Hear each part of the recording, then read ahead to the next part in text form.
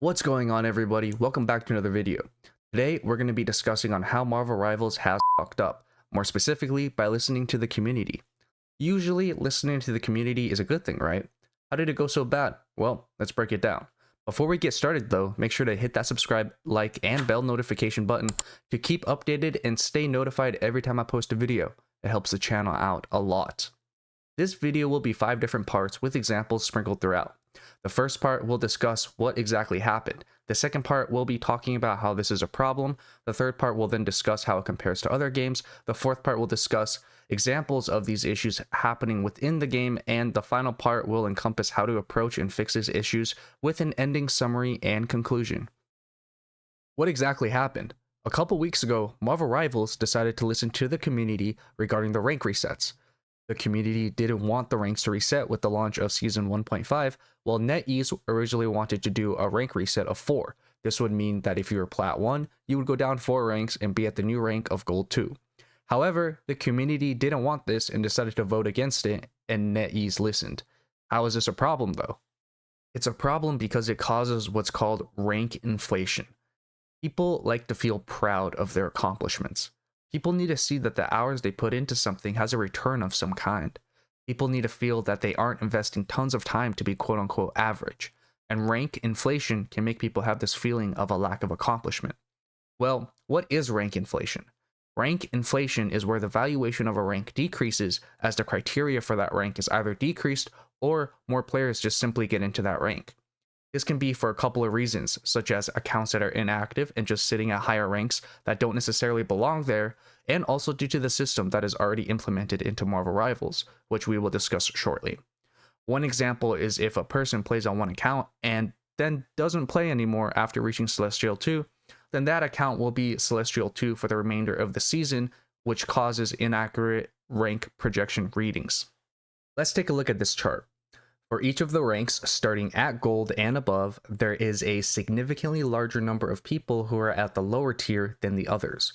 Gold 3 has 272,000, almost 100,000 more than Gold 2 or Gold 1. Plat 3 has 186,000, 70,000 higher than Plat 2, and 110,000 higher than Plat 1. Diamond 3 has 80,000, more than Diamond 2 and 1 combined. This trend is pretty consistent all the way up to Celestial.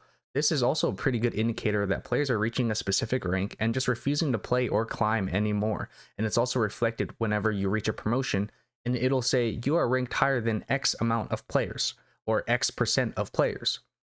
That percentage has fallen off dramatically, with Grandmaster and above representing just 2% of the player base to 10% now.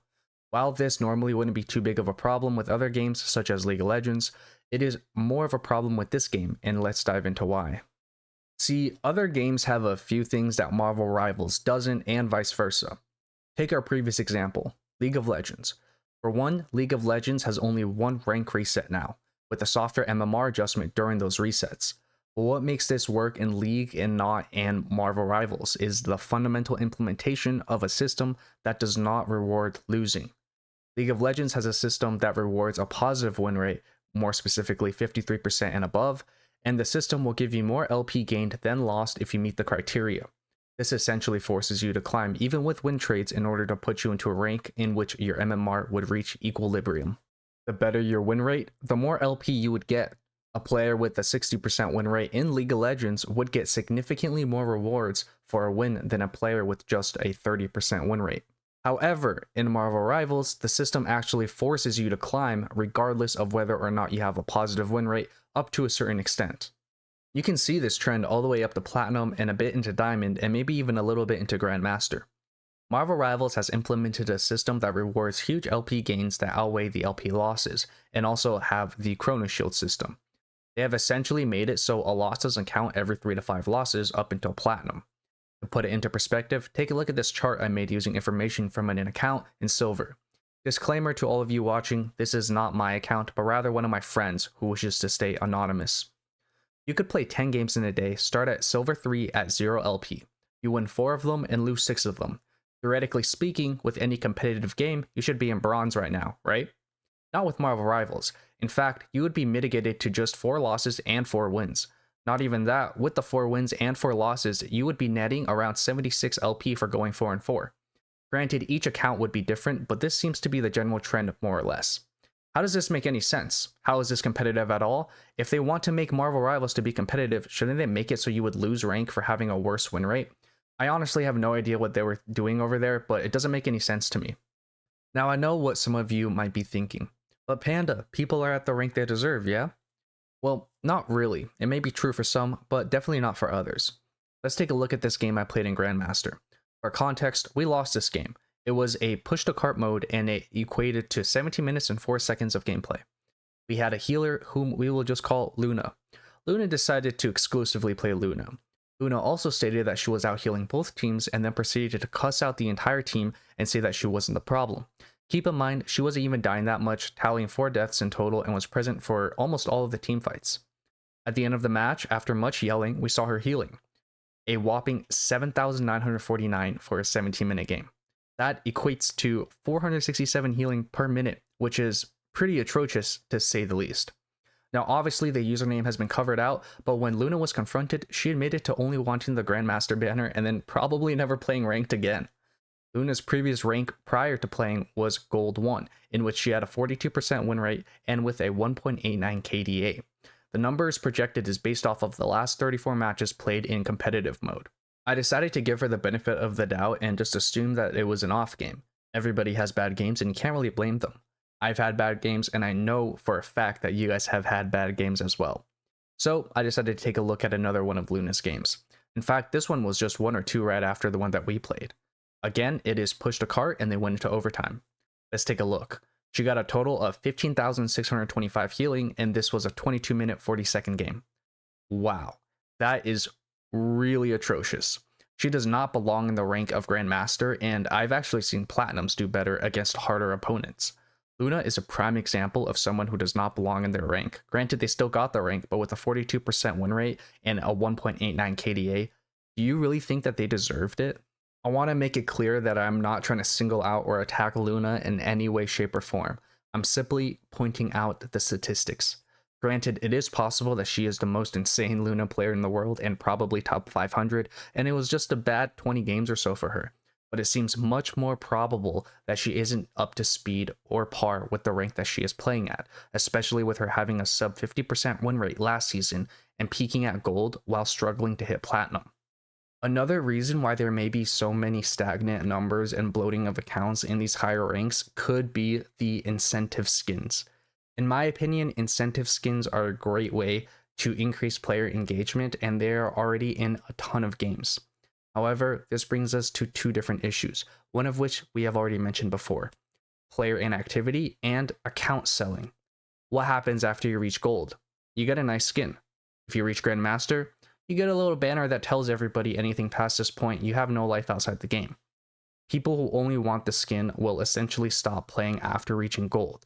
People who only want the banner will stop playing after reaching Grandmaster. Granted, they added different banners for different ranks now, which I think is a good baby step in fixing this issue.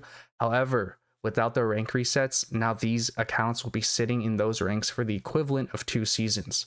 This causes what we mentioned before with player inactivity and the increased number of accounts in higher ranks. This reduces their overall value and a sense of reward. But then we also have a new issue. There are accounts being sold on the internet with the Moon Knight skin and also the Grandmaster and above icon for a ridiculous amount of money. And then now we have the same issue that League of Legends has. Players buying accounts in a rank they don't belong, getting absolutely steamrolled, and then their teammates have to pay the price. I get it. You don't want to grind out the hours, and just opening your wallet to get what you want is much easier. However, by doing so, it takes away from everybody else who is trying to have fun and grind. So how do we fix these issues? Well, first, we could implement a rank reset. Seems pretty self-explanatory, but I'll explain it regardless. A rank reset will allow everyone to shift downward, essentially forcing players to play again to achieve a certain rank, instead of the last season's rank carrying over. The second method is to get rid of the chrono shields. Yes, I know some people don't have tons and tons of time to play, and they enjoy the chrono shield as a way to keep their sanity. However, I really don't think that we need a system that gives you high LP on wins and low LP losses, and also a chrono shield on top of that. I think just one or the other would be sufficient. So maybe get rid of chrono shields or fix the LP system and then keep the shields. In summary, essentially, Marvel Rivals has an issue right now regarding rank inflation and also players not belonging in their ranks. This is due to a few things. 1. No rank reset, in which Marvel Rivals has listened to the community and it kind of bit them in the behind. 2. The Chrono Shield system. 3. The current matchmaking system that rewards more LP gained than lost. I also gave examples of players who did not perform in the way that they should have consistently over different games because of these systems. We also discussed how Marvel Rivals' current system compares with other games with similar systems, more specifically, League of Legends. We also went over how to fix this issue by either removing Chrono Shields or the more LP gained than lost system. Another way to fix it would just be an implementation of a rank reset. Like always, thank you guys so much for stopping by and checking out this video. This video is made with information that was obtained both in-game and through outside sources, which are linked down below if you guys want to check it out. If you enjoy this type of content, make sure to leave a like, and if you disagree with anything or feel like I'm missing anything, feel free to discuss down below in the comments. Again, everything in this video is my opinion, so please don't be like, oh, he's 100% right, or oh, he's 100% wrong. I believe that there are different aspects when it comes to the interpretation of information, so once again, please leave your comments with your concerns or thoughts. My name is Panda, and I'll see you guys next time. Peace.